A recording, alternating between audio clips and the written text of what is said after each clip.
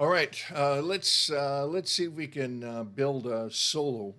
Some soloing ideas, chord soloing ideas, over the great standard classic "Misty" by Errol Garner. Um, the elements that I always look for when I'm trying to build a chord solo is the melody and the harmony, right?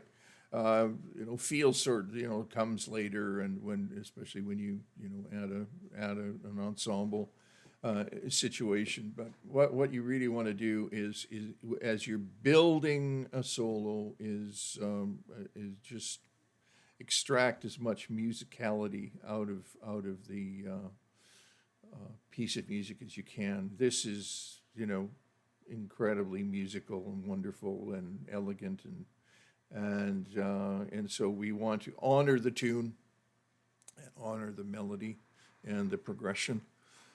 All right, so let's take a look at the first three notes. Okay, well, what's the significance of those three notes? How much can you drag out of three little notes? Well, the first thing is I was thinking about, well, it starts on the B flats, and then it goes to the G, which is also in the E flat major seven chord. But I thought it would be nicer to place a chord that would be like a five chord before reaching the major seven. Okay, so in other words, what I've got here. See, that for me works. I think that's really pretty. And it's a B flat seven with an augmented five. Now, I use this chord all the time. It's sort of, its parent chord when I think of it. It's just this five chord here. There's my raised five. Right?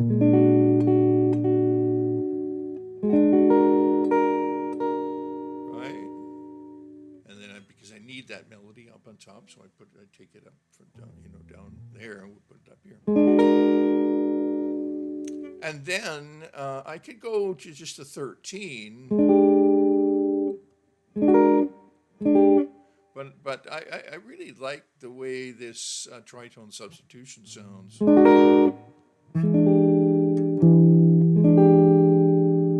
Right, and also with the fingering, I can keep my first finger down while I'm making that change. And I can make that a really nice rapid change. So I'm doing a B7 with an augmented 5, to an E7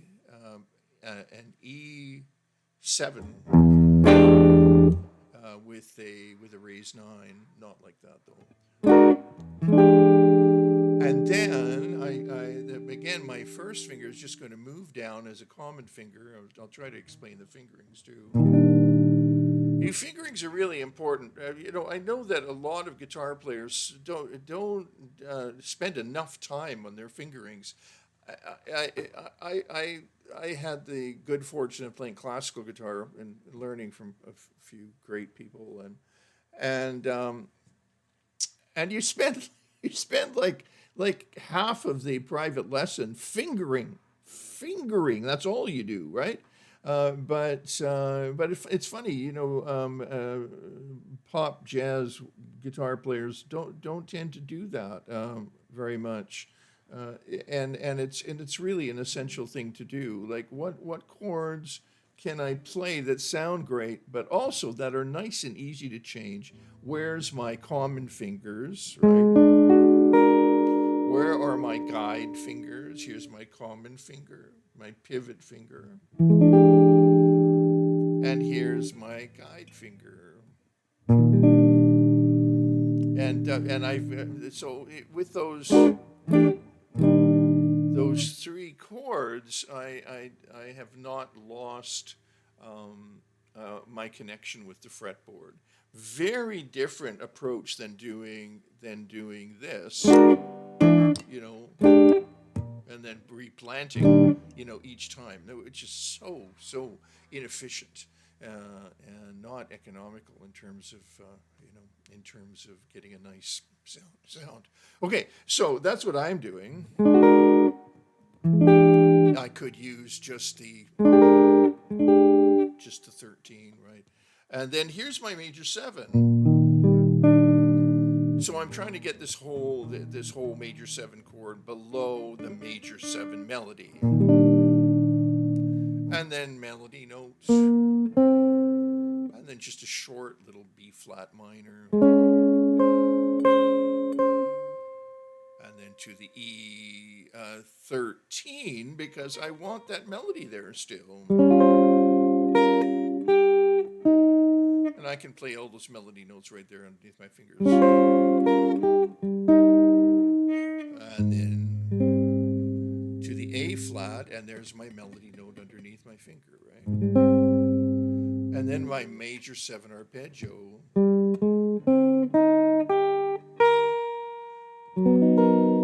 And then I just change to that A flat minor 7, and then that B flat note becomes the 9. To another 13. This is a change that you're going to want to be able to do all the time. Right, that change from the 2 to the 5, and the minor 9 to the 13, right? Okay, let's take what we've got so far, or with the chords. You can play just the notes too. That's cool, or the chords.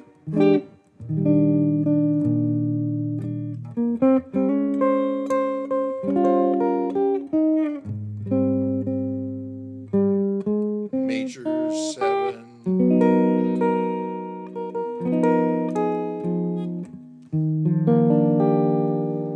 E flat, I'm playing a major 9, but you can play major 7.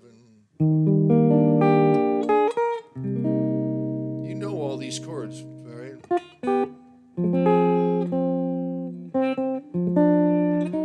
So here's my B flat 7. And then just G minor, we can just do these changes. Oh no, we want that melody note on top. Yeah, let's sustain that melody note. And then sustain that melody note.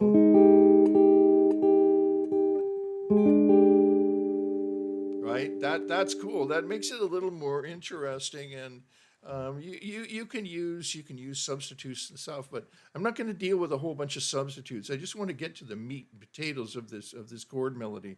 Really, you can play a lovely, musical, entertaining, listener-related melody and a chord melody, a chord solo, by just sticking to the fundamentals. You nail the melody, you nail the chords, you're going to be on your way. Substitutions wait. Okay, so yeah, so G minor 7, C7, F minor 7. Okay, yeah. And then we go back to the beginning again, and we're going to do exactly the same thing. I'm not going to repeat it right now, and then the second time through, we do the same deal, except we just end up on the E flat 6 chord. Now.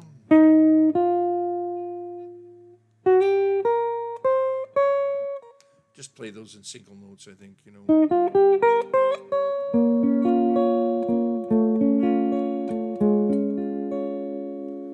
Okay, so I think that's pretty, and you just get that minor.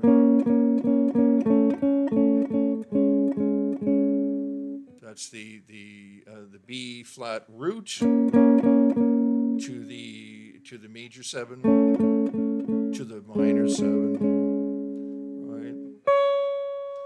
And then E flat 7, like I'm playing it as a diminished. Let's see, how do we do this? How about this? So that's an E flat 7, E flat 13 with the flat 9. So let's do that again. And you can see that I've already got my melody, my finger on the melody note. Oh, yeah, that's not too far of a stretch. You could use just diminished chords. Or this flat 9.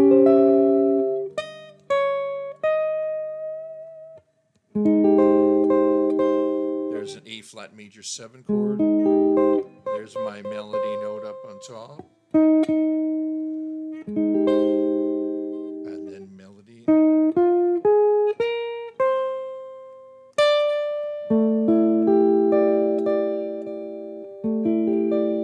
So I'm using an A minor 11 because it's in the melody.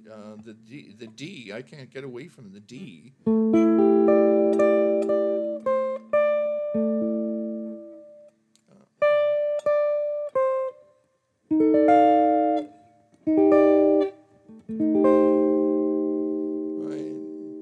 So I could do the D, I could do the, like so.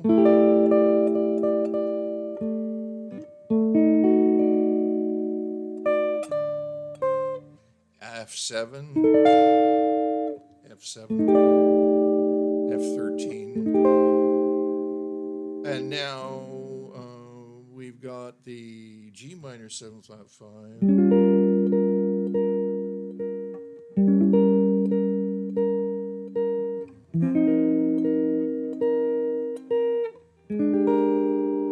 Again, I'm just sustaining.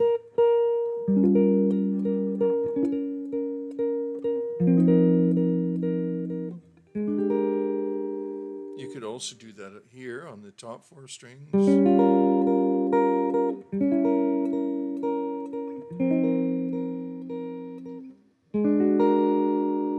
There's that augmented again.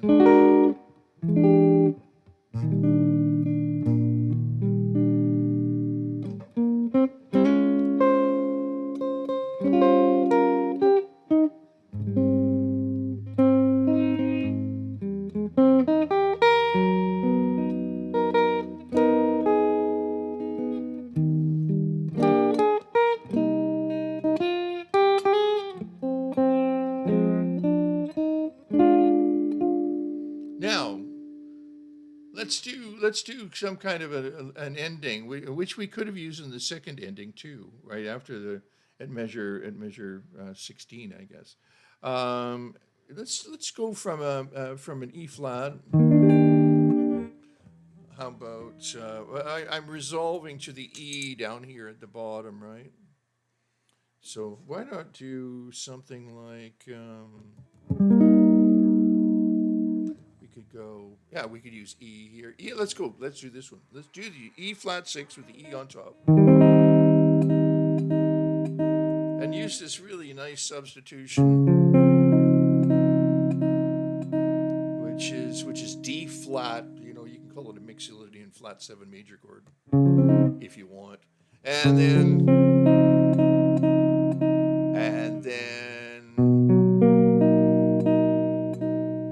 that's nice too, isn't it? That flat 6 major. These are sort of modal changes, so we can have again just that 6.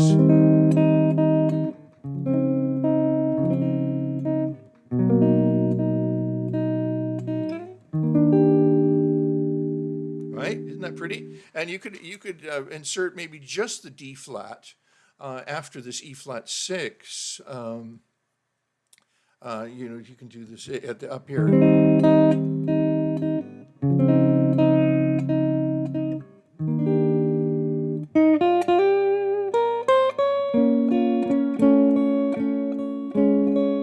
Yeah, and so on, right? You heard the rest. Okay, good. I hope that gives you an idea. I hope that gives you a start on a great tune. Don't neglect just playing through the tune. just comping.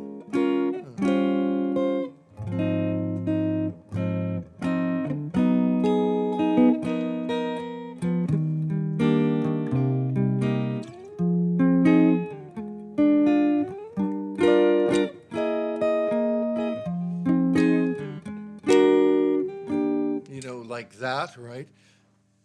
Pretending that you're comping for someone, for another player, right? It's not always going to be you playing. You. This gives you the opportunity to actually support playing an accompaniment role when you go through the chords. That your comping should inform your chord melody and vice versa. All right, that's good. I think that's going to be good. So I hope you got something out of it. If you did, subscribe and like, and we really appreciate that because sometimes I wake up in the morning wondering what I'm doing. So I would rather I love doing this, but I'd like to know that people are listening and that people care. And we will prove that we care if you leave a comment or leave a question, because we'll get back to you as quickly as we can and we'll answer those questions and those comments. So thanks very much for listening and dropping by.